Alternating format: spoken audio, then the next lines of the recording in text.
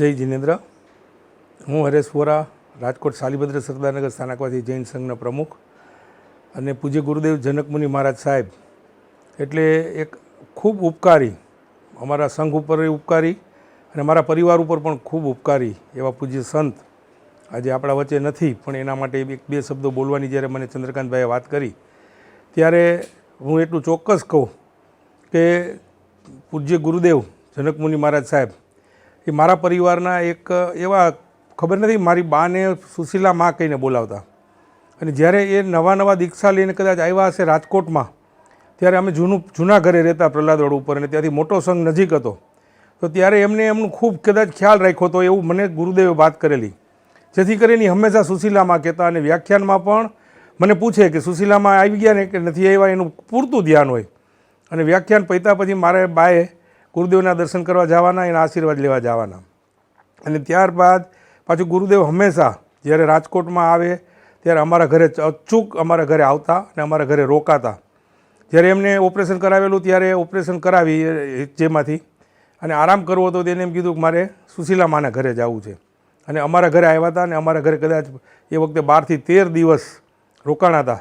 અને એમને ખૂબ સાતા ઉપજી હતી. એમના શબ્દોમાં જ એમને કીધેલું કે મને અહીંયા સાતા છે મનોરમુનિ, આપણે ક્યાંય જવું નથી.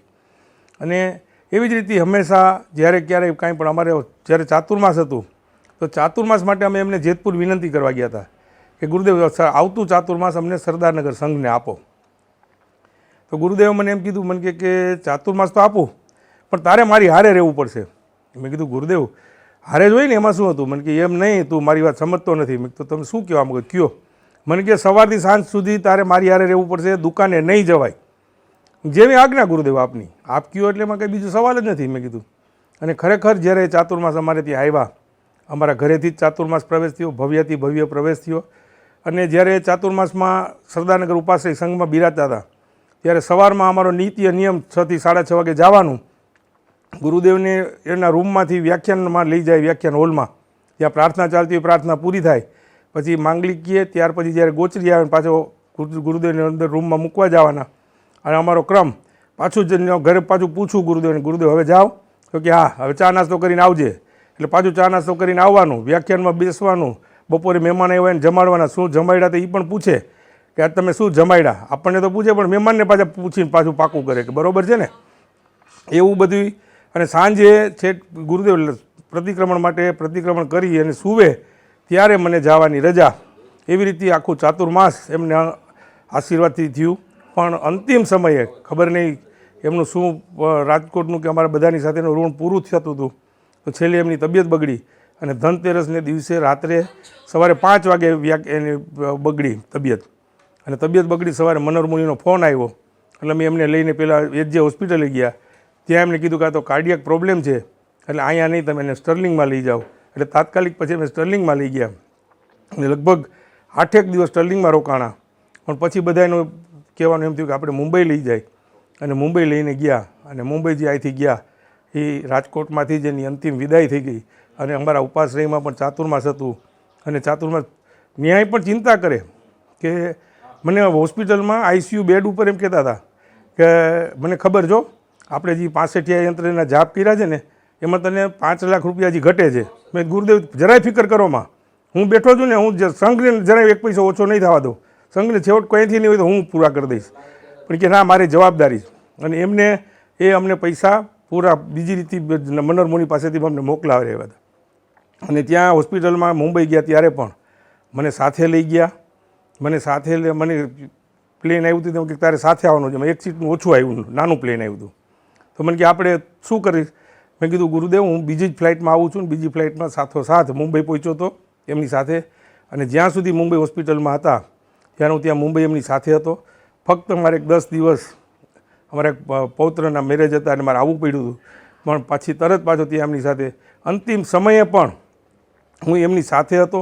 મુંબઈમાં પણ હોસ્પિટલથી અમે જ્યારે હિંગવાલા લઈને ઉપાશ્રયમાં લઈ ગયા ત્યારે પણ એમ્બ્યુલન્સમાં સાથે. અને ત્યાંથી પણ જ્યારે સાવ અંતિમ શ્વાસ લીધા ત્યારે પણ અમે હિંગવાલા ઉપાશ્રયમાં સાથે જ હતા. અને અંતિમ ક્રિયા બધી પૂર્ણ કરી અને ત્યારબાદ હું રાજકોટ આવેલો. અને જ્યારે એની શ્રદ્ધાંજલિ સભા જે હિંગવાલા લેનમાં હતી ત્યારે એક બધાએ કંઈક ને કંઈક કરતા હતા કે શું કરવું. મને વિચાર્યો કે હું શું કરું, મારે કંઈક એક સંઘ તરીકે મારે શું કરવું જોઈએ. એટલે મેં ત્યારે ને એક જાહેરાત કરી કે ગુરુદેવને 72 વર્ષ થયા હતા ઉંમર. અમે છેલ્લે 72 વર્ષની એમની જન્મજયંતિ ઉજવેલી હતી. એટલે 72 વર્ષનું એટલે 72 પરિવારને અમે ઇન્સ્યોરન્સ ઉતરાવી દેશું અને 72 વર્ષ 10 વર્ષ સુધી એનો ઇન્સ્યોરન્સનું પ્રીમિયમ ભરી દેશું. આવા 72 પરિવારને અમે ગુરુદેવની ગેરહાજરી પછી 10 વર્ષ સુધી એમના પ્રીમિયમ ભરી દીધા અને એ સરદારનગર સંઘે જવાબદારી લીધી હતી અને દાતાઓના સહકારથી આ બધું શક્ય બન્યું. પણ ગુરુદેવની અસીમ કૃપા એટલે કે વાત જવા દો. સંઘની અંદર કોઈ પણ કાર્ય શરૂ કરવાનું હોય તો એમની ખાલી આજ્ઞા થાય, પછી અમને ચિંતા કરવાની, એ તારે ચિંતા નથી કરવાની, થઈ રહેશે બધું. અને ખરેખર જેમ કહીએ ને કે કાંઈ વિચાર્યું ન હોય, કલ્પના ન હોય, ત્યાંથી આપણને લોકો દાતા આવીને પૈસા આપી જતા. અને એટલું સુંદર રીતે દરેક ફંક્શનો અમારે ત્યાં થયા. એમનો જન્મદિવસ પણ મેં ઉજવેલો છેલ્લો, એમની 65 યંત્રના પણ જાપ. એની અંદર 10,000 લોકોની વ્યવસ્થા રાખેલી હતી અને 8,000 લોકોએ તો તે દિવસે ભોજન લીધેલું હતું. અને અમે રેસકોર્સની અંદર ભવ્યાથી ભવ્ય એનું આયોજન કરેલું હતું. અને જ્યારે ગુરુદેવ રાજકોટથી નીકળી ગયા ત્યારે જે જતા હતા ને તોય મેં એમ કીધું, ગુરુદેવ તમારું ચાતુર્માસ મારી અધૂરું રહી ગયું છો, એ પૂરું કરવા તો તમારે આવવું જ પડશે, એમ નહીં ચાલે. એ કે હા. એટલે પછી અમારે પાછો વ્યવહાર એવો કે આવશું ને, હજુ મુંબઈ જાઉં છું ને પાછો આવીશ કે. પણ આપણા બધાના કમનસીબ કે મુંબઈ ગયા પછી આપણા વચ્ચે પાછા આવી ન શક્યા. એનું અમને દુઃખ છે, અમારા સંઘને પણ દુઃખ છે. પણ આજે જ્યારે આપણા વચ્ચે નથી ત્યારે, અને એક એ જેને કહેવાય ને કે આપણે બીજી ભાષામાં તો એક ઓલિયો પુરુષ હતો. સંત તો હતા જ આપણા, પણ એની સાથે સાથે ઓલિયો પુરુષ હતો અને એની વચન સિદ્ધિ હતી. જેને કોઈને કાંઈ પણ કીધું હોય મેં નજરે જોયેલું છે. એક દાખલો આપું તમને એમાંનો કે એક બેનને સોરિયાસિસ હતું, કે સોરિયાસિસ કોઈ સંજોગોમાં મટે નહીં, કાંઈ ભેગું રહી એવો રોગ. એને એ વાસ્કેપની આપતા હું જોતો રોજ. 3 મહિનાની અંદર એ સોરિયાસિસ વહી ગયું. અને આજની તારીખમાં પણ એ બેનને હું હજી આંગળી ચીંધીને બતાડી શકું. અને એ બેન પણ એમ કહે કે હા મને સોરિયાસિસ હતું, મને ગુરુદેવના વાસ્કેપથી મને સારું થયું, ગુરુદેવના આશીર્વાદથી સારું થયું છે. એટલે આવા ગુરુદેવ આજે આપણા વચ્ચે નથી. આવા તો ઘણા દાખલાઓ છે કે મેં તો મને જ્યારે ચાતુર્માસમાં ભેગો રાખ્યો હતો એટલે હું બેઠો ત્યારે આવતા હોય શાંતિથી જોતો. એક બીજી વાત એની કે આપણે જ્યારે બેઠા હોય ને ત્યારે આપણે પગને આંટી મારીને બેસીએ સામાન્ય રીતે. તે ગુરુદેવ તરત કહેતા કે આંટી છોડ. એનો આમ પાછો આમ ઓર્ડરથી જ હોય, એનું કોઈ આમ રિક્વેસ્ટની વાત જ ન હોય એની ભાષામાં.